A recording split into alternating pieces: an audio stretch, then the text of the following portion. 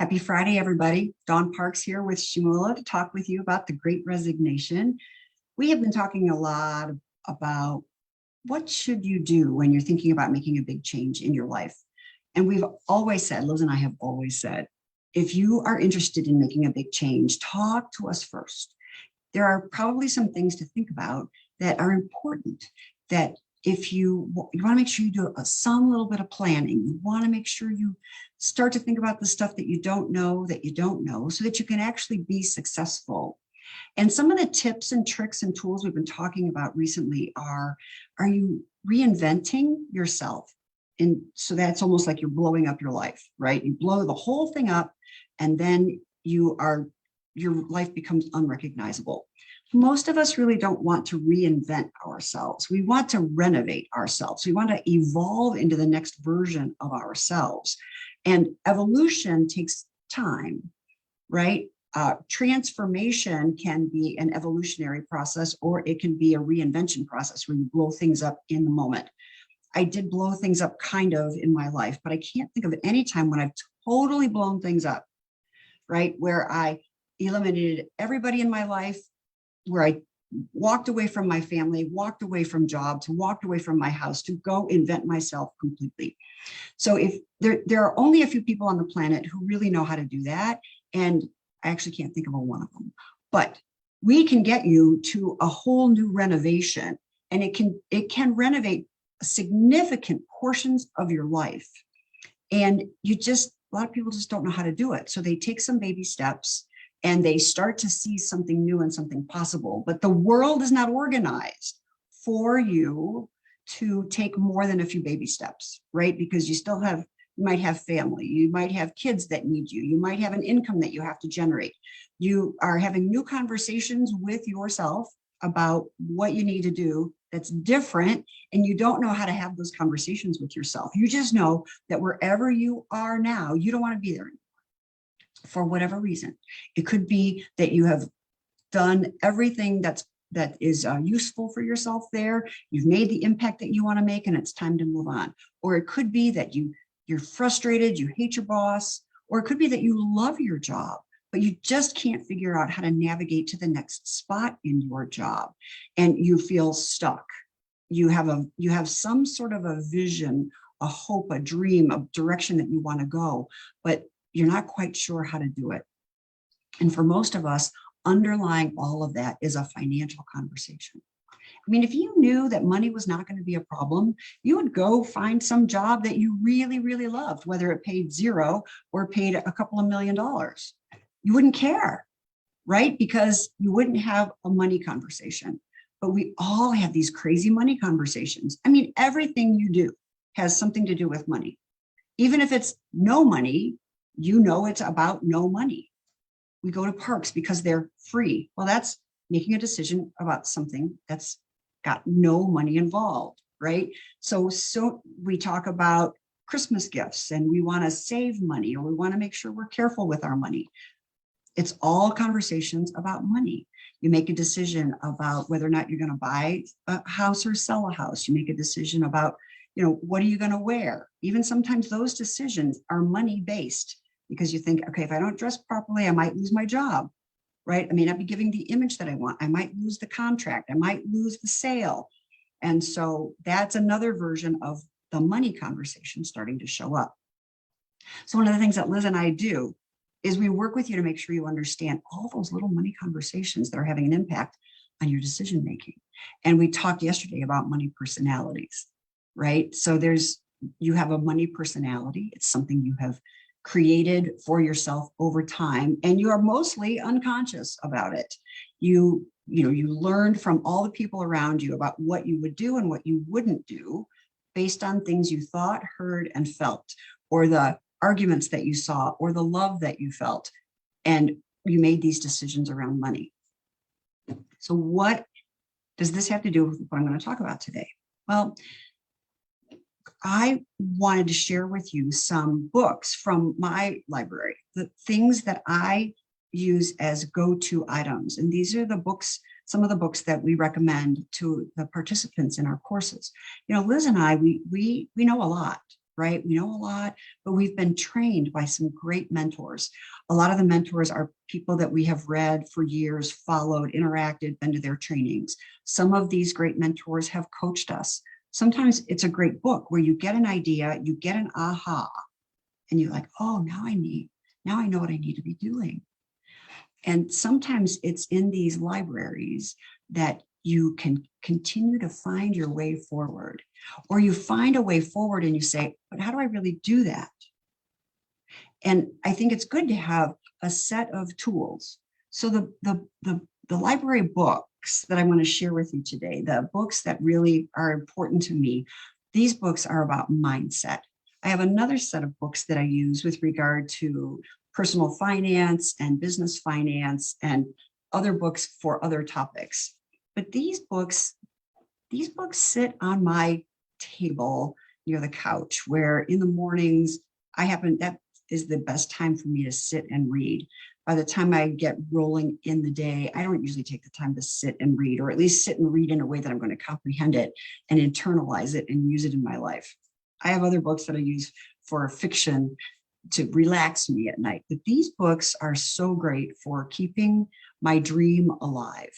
Because at the end of the day, you got to find a way to keep your dream alive. You got to keep your thoughts alive. You got to keep the actions alive. You have to keep your calendar alive. You have to keep the phone calls moving and rolling along. And these are the kinds of tools that I use to inspire myself. So one of my favorites, so there's Esther and Jerry Hicks. So they do the teachings of Abraham. And it's if you're not familiar with the teachings of Abraham, don't worry about it. It's not a religious book. But anyway, this is a book that I love. It's called Money and the Law of Attraction. And this particular book has so many examples and has things like different kinds of my brain just stopped for a moment. Has different kinds of mantras that you can use. It can help you understand your different mindsets specifically around money. One of the things that's important to understand about money and wealth and actually everything, you may have heard about the law of attraction. And the law of attraction is really that like attracts like, kind of, the things that vibrate at a certain level keep vibrating at a certain level. So I'm not going to explain this very well, and I'm not going to spend 20 minutes on it. But anyway, the idea being that the stuff that you think about, you attract more of that. If you decide you're going to buy a red car, that's a Honda 2021 CRX or a CSV, right? You decide that, all of a sudden you're going to see a lot more of those on the road. If you decide that when you come home from work, that the house is going to be a disaster, it doesn't matter how clean it is, you're going to find something that's wrong, because your brain is always attracting more of what you're thinking about. So this book helps you to understand what you're thinking with regard to money and how to change what you're thinking with regard to money. And it's got some really great exercises in it as well. So that's one that's always in my library. My number one book, though, is Napoleon Hill's Think and Grow Rich. So Napoleon Hill was given a task by Andrew Carnegie way back at the turn of the century before this last one, to try to understand, why do the people who are very rich and very wealthy, what do they do that's different than other people? And so he took, I think it's like 10 years to write this book. And this book has been a go-to for so many people. Bob Proctor, who was one of my mentors, uses it as a guide every day. I read something out of it every day, or I'm using one of the exercises out of it every single day. And the people that he talked to are people like, well, Andrew Carnegie, right? Who ran a huge steel company, talked with Ford, and he talked with all of these people who actually didn't have even a high school education. They just had a different way of thinking and a different way of operating. And this particular book, and I'm going to talk about success habits next week. He's got a whole list of success habits to take on. And as you work on these success habits, you'll start to see things change in your life. And there's also failure habits in here as well. So when you can recognize that you are engaged in some of the failure habits, your life can change because you can have a new relationship to those and move them into your success column. But this book is always with me. I take it with me when I travel. It's just one of those books that's extremely important. Now, I also love Jen Cisnero. So Jen Cisnero is, she wrote this book called You Are a Badass at Making Money.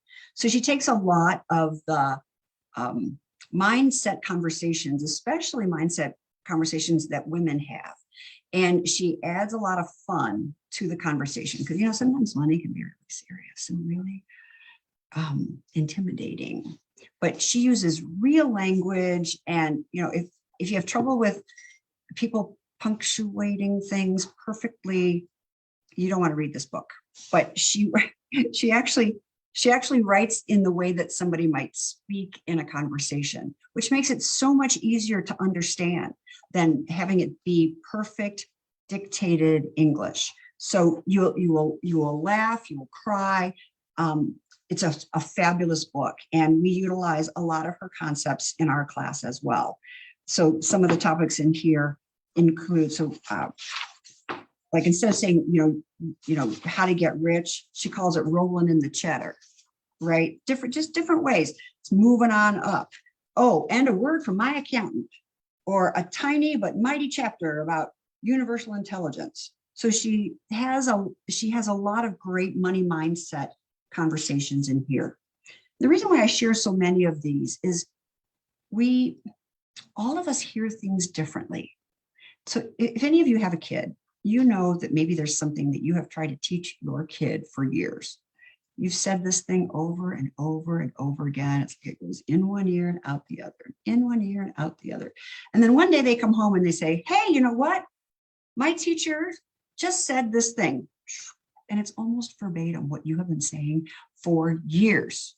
But because they have a filter called don't listen to what mom says, they couldn't hear it. But when it comes from someone else's mouth, then they have the ability to hear it. So depending on my mood, depending on the day, if I need humor, Jen's my buddy. If I am in a deep journaling kind of a mode where I really need to be thinking about activities and actions, this is one of my go-to books at that moment. If I'm really in an inquiry where I don't have a particular direction I want to go, then this kind of a book really helps me a lot. But I have two more that I'm going to share with you. So one is the compound effect. So Darren Hardy is a productivity genius.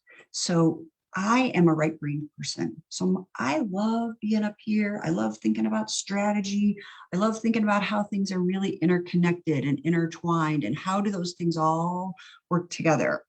But then you have to, once you go from here or this really high level, you still have to get to down on the ground, boots on the ground, connect the dots, work. And sometimes it's hard. We get so distracted. Especially now that a lot of us are working from home, we get so distracted. So what's that process for making sure that we increase our productivity, that we're not distracted by all of the emails? I don't know about you, but I have a Shimula at Gmail, Dawn at Shimula. I have info at Shimula. I have my Dawn Parks 2027 at gmail.com. And then I have a junk email as well. And then sometimes when I work for as a contractor, I'll have an email related to that. Oh my God, the emails can be so overwhelming, and it's easy to get lost in those emails. And those emails are actually not moving forward my productivity.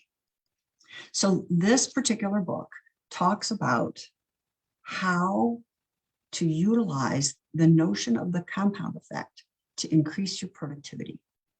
So it's adding little things, taking little steps and repeating them over time to increase your efficiency and calmness and sanity. So I really love this book. So when I'm really feeling very overwhelmed and I have a lot going on and I'm in a stage where I have to be up here and down here at the same time, this book is really useful. And there's a lot of great forms and a lot of great strategies that he utilizes. One of my favorite, and I use all the time, is when you do this calendar blocking. So once a day, block 90 minutes and do nothing else. You stay at your desk, and for 90 minutes, you work on a thing.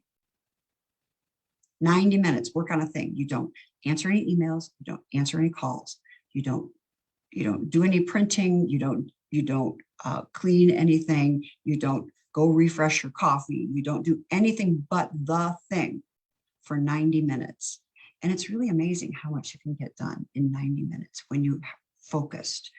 One of the things that he shares about in here, and is that a lot of people will take a break and kind of go look at Facebook or look at LinkedIn or look at an email for a few minutes. And it takes nearly 13 minutes to get the groove back. So every time you make a decision to go and be distracted, and you can be distracted by anything, you could be letting the dog out, but it takes almost 13 minutes to get back fully into the groove. Think of how much time you lose every time you get distracted by something or you allow a distraction to enter into your day. So this book has been really phenomenal for me. And then another one of mine is The Alchemist. So The Alchemist is actually, it's by, I can never say his name right, Paulo Coelho. So The Alchemist is actually just a novel, but it's about recognizing that sometimes we don't always know how things are going to turn out. We have this dream of going to Mount Everest. We have a dream of earning $1 million. We have a dream of having a happy, healthy relationship. But we don't always recognize how important the obstacles are along the way in order to make that dream come true. We actually think of the obstacles as truly problems. But what if they're not? What if they are important lessons that you need to learn in order to get to that big dream or that big goal that you do have? So it's a fast read. It's an easy read. I've read it many times. Sometimes I just open it up and start to read from whatever page I open it up, and the reading tends to be just perfect for the day. So that's really what I wanted to share with you is I hope you have your own library, and let us know what books are your go-tos. There's so many great books out there. I'd love to add to our library. And I'm going to put the list of my books into the chat as well, and make sure that this weekend pick one up. Now I actually like a real book because I can mark in the book. I know some people read electronically. I'm still old school enough that I don't know how to keep it in my brain without actually making a mark on the page. But you do it the way you need to do it. And I really can't wait to hear what books do you have in your library that you use as the go-to for when things are great or things are overwhelming or you're running into any sort of a problem, because let's share that. Let's share that information. It's perfect for wherever you are in your life, and you'll be glad that you shared your thoughts with us. So anyway, that's it for today. That's it for today's Great Resignation. It's Friday, December 9th, if you can believe that already. It's the 8th. Anyway, it's Friday, and I hope you have an amazing weekend, and we'll be back here on Monday. Till next time.